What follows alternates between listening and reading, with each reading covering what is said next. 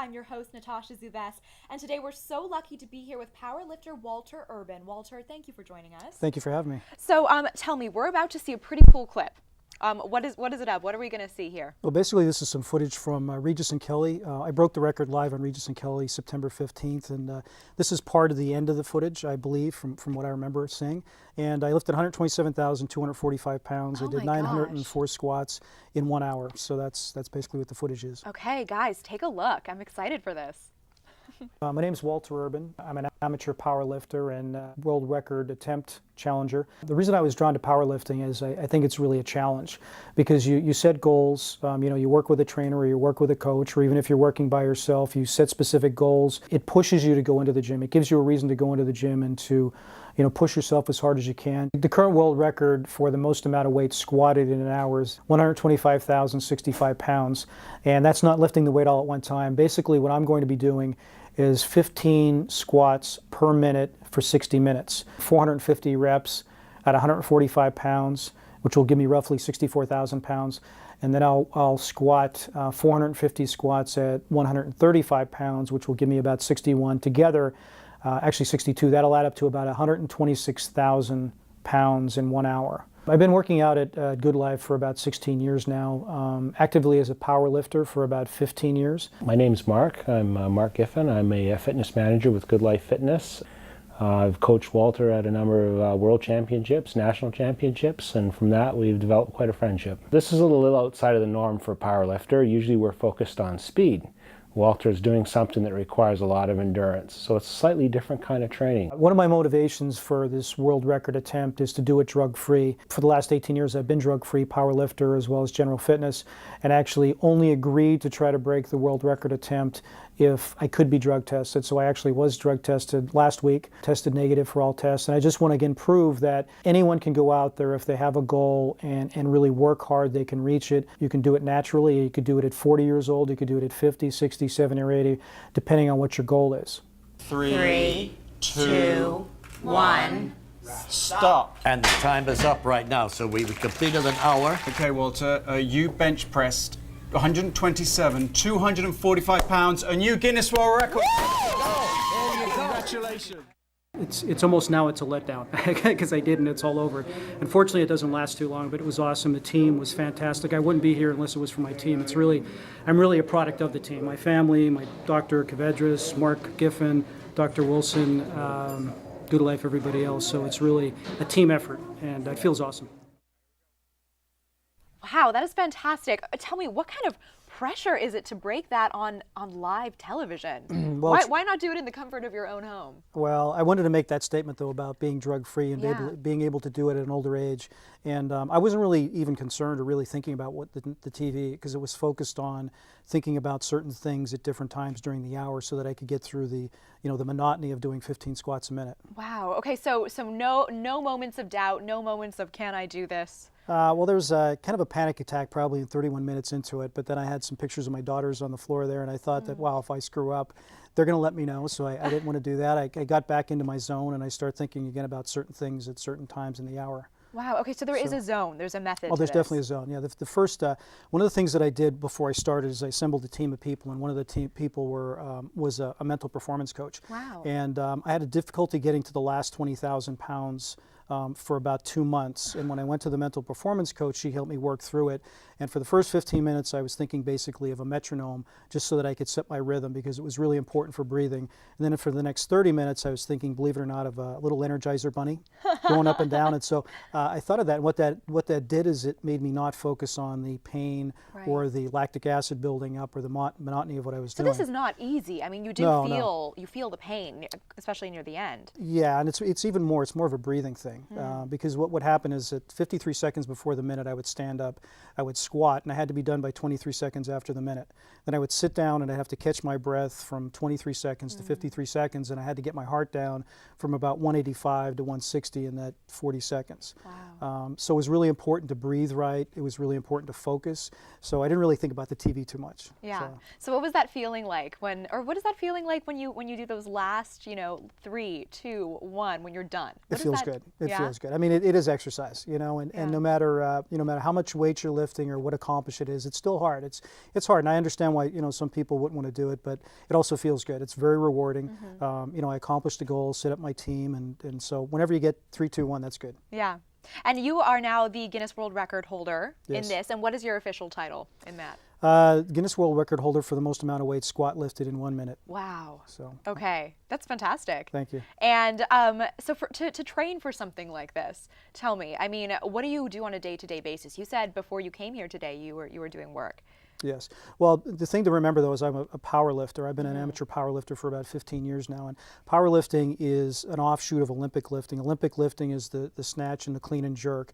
What is that? What does Well, this mean? This is if you watch weightlifting on TV, where the snatch is kind of, it's a one movement. You bring the Oh, weight up I from know the what you're ground and talking lift it about, up. and Clean and jerk, Yeah. but that's, you don't really see that in most gyms today. Powerlifting is an offshoot from the gyms, you know, popping up all over North America in the 60s and 70s, and it's the bench press, the squat, and the deadlift. Okay. And so I've been doing that for 15 years, and the only reason I even attempted this is that I've been on the world team for the last 2 years, but I didn't qualify this year.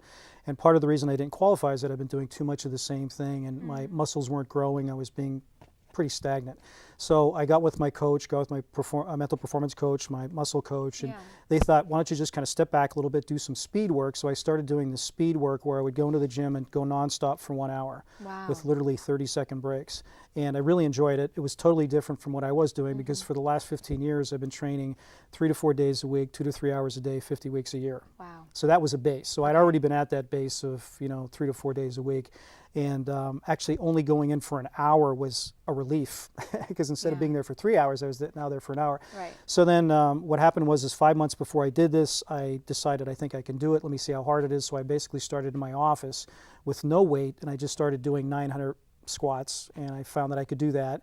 So then I went into the gym and started at 95 pounds, 105 pounds, 110 pounds, and over 5 months I worked my way up. So now I still only train 3 days a week to 4 days a week. You can't overtrain because as you get older especially, you have to recover. Right. So if you go into the gym 5 days a week or 6 days a week, you just can't handle it. Yeah. Even younger people shouldn't be going in 5 or 6 days a week. 3 to 4 days a week is good because your muscles grow when you relax and when you sleep, when you rest. And you I have like to recover. that. That sounds good. Well, you still have to exercise though, but yes, it's a good thing. And plus there's nutrition and sleep is really Yeah, important. tell me about the nutrition aspect of this. Well, I do take creatine and I take a lot of protein drinks, but not as much as you probably would think. I really just eat right. I mean, when I first started powerlifting, I was, doing the protein drinks like 2 or 3 times a day. And I talked to a nutritionist and they said, it's just important if you eat the right things and you do everything in proportion to whatever you're working out with, wherever your phase is, you don't necessarily need all those protein drinks and a lot of this other stuff. So my meals aren't that really crazy. I mean, I do a lot of grazing. I eat a lot of meat, a lot of fish, a lot of protein, and I don't really eat any desserts. I don't like candy. I don't like ice cream. So Oh, well, that works out my very kids, well my for kids get you. upset with that. My daughters get upset, but so I don't have that kind of a challenge. It's Yeah. more, I'd rather eat a steak than have a piece of candy. Gotcha. So I just try to eat right. And is this something that anyone can do? Absolutely. Absolutely. I mean, it's just a matter of dedication and training. And, you just set a goal because everybody's goals are relative. So you don't have to go out there and lift 127,000 pounds. You can go into the gym for the first time and just set a goal to do this many push-ups or this many dumbbell presses or whatever it is, So anybody could do it. It's just a matter of putting the time in. And of course, dedication and training and finding the right people. Yeah. Tell me, how did you discover this? How did you get into this? I was a runner for many, many years, and Yeah. my back got sore, and I stopped running, and I had to find something to do because I've always been physically active. Gotcha. Because running is quite hard on the body, isn't Well, it? yeah, but the funny thing is that it wasn't my knees, it was my back, my Yeah. lower back, and I Why don't is think. that? I don't know. I think because my back was weak. And if I would have thought about it, if I would have gone into the gym and started to do more back exercises and strengthen my back, I probably could have gone back to running. But when I went into the gym, I just started, I went to a trainer first, which is always important. And he actually ended up being a national champion. Wait, a how raw old were champ. you at this time? Well, how long ago was this? Well, I would have been 37 then. Okay, and how old are you now, if you don't mind me 53. asking? 53. Oh, Yeah, good for so, you. Wow. thanks. Okay. All right, so this was then. Yes. So went in with 37, and the trainer that I met was actually a national champion, a raw powerlifting champion, and I didn't know that. And he kept training me, and one day just said, hey, you know, you're pretty strong. You should maybe come to one of these meets and just have some fun. So I went, and I got hooked, and that was back in 1997, and I've been powerlifting ever since. And I mean, it's the thing that keeps me going back into the gym, you know, and it's... you see some amazing things. I was at the Worlds in 2010 in the Czech Republic, and there was a 70-year-old guy there, because there's different age groups and there's different weight classes. Yeah. And he set a world record at 167 pounds, a 400 pound deadlift. And I mean, there's just some amazing people out there that are in their 60s or 70s. They don't have an 80-year-old class yet, but 70 is amazing. That's truly amazing. Wow, that's fantastic. Okay, so tell me, why is it important to you not to use you know, stimulants or enhancement sort of drugs? Well, you know, I've never used steroids. I've never used HGH, but I'm a big sports fan. And I think, like a lot of people out there, even if you don't work out, so many of us have been disappointed by our athlete, you know, people that we look up to, football players, basketball players, baseball players. And even though I haven't done them, I've seen the effects of them. I've seen a lot of people, young guys, and actually a lot of women who have done steroids for bodybuilding and HGH, and people don't often see the negative effects, both physically and mentally. Right. And physically, it can be pretty damaging. I mean, you think some of these people who do HGH, and if you do it for too long and your body gets massive, when you stop, your body can't maintain that mass. You can't maintain. You're going to lose 50% of that strength. So, you know, how do you maintain that body mass? You've got to lose it. So it was a decision you made from the very beginning. Oh, absolutely. I mean, it's just something that I wouldn't do. And I've Did seen anyone ever challenge you on that and say, like, you know, you can't be a champion in this. You can't, you know, do well in this if you don't. Well, I just feel it's cheating, you know, and I've never really cheated at that kind of a thing. And for me, it's just a personal goal. It's just personal. And I'm not saying that, you know, there are people out there that do it, and you know, it's none of my business. And hey, I can understand why a professional athlete would be challenged, or some other person, and that's their decision. But I mean, my decision is that I feel that I would be cheating if I was doing steroids or HGH, and then of course the negative effects of it. Right. So that was one of the reasons that I did try to break the world record, was to again prove that you don't have to do steroids, you don't have to do HGH. It is hard. You have to work a lot harder. You have to work a lot smarter. I mean, it hurts. It's painful.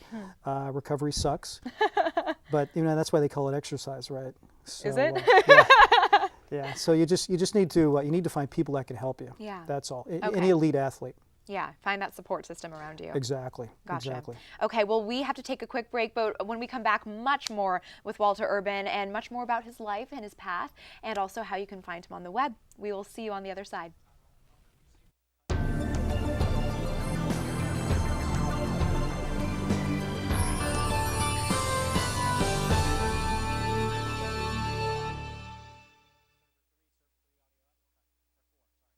And 36 homers. Swings at the first pitch and fouls it deep back into the stands.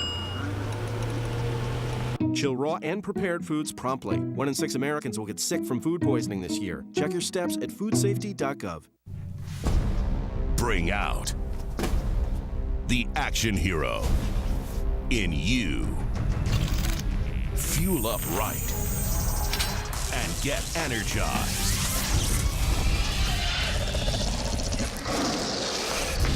Be part of the greatest action movie ever. The first movie that puts you in the action. Show us how you train and eat like an action hero. Join in at actionheroalliance.com. We are different. Society should aspire to be more like us. Be part of the first class. Get energized. Get outside. Hold on, guys. It's gonna get bumpy. And get moving. Experience the power of physical activity.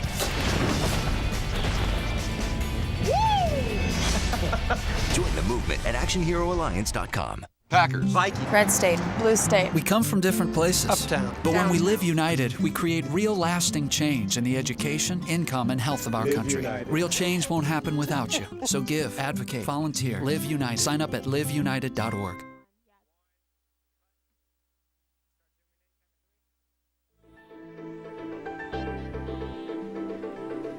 Welcome back to See You at USC.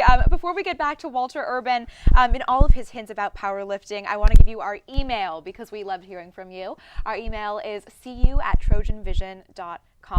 And Walter, you have a website as well. Tell us about it. Where can we find you on the web? It's just basically walterurban.com, Okay. WALTERURBAN, and I'm not selling anything. It's just to keep people updated on the next records that I'm going to try to break in 2012, a minute record and also another hour-long record, and trying to post anything out there as far as health stuff. But again, I'm not selling anything. It's just all good stuff. So if you want to find out more, you can go there. More records. So you're not done. No, it's like I said at the end of that video is, it happened so fast, and it was just like, wow, it's over, now what? So the now what is... right, because that must be the feeling after you finish that, right? Absolutely. It's not like you have a whole long season. It was like, that was it. That was it. So I've been training to break a minute record, which is a lot different because, well, the thing about the hour-long record is actually what I did when I went through all my training and got all my mental performance coach and stuff like that, I actually slowed down my minute. So as crazy as it sounds, there were times like I did a lot of different breathing techniques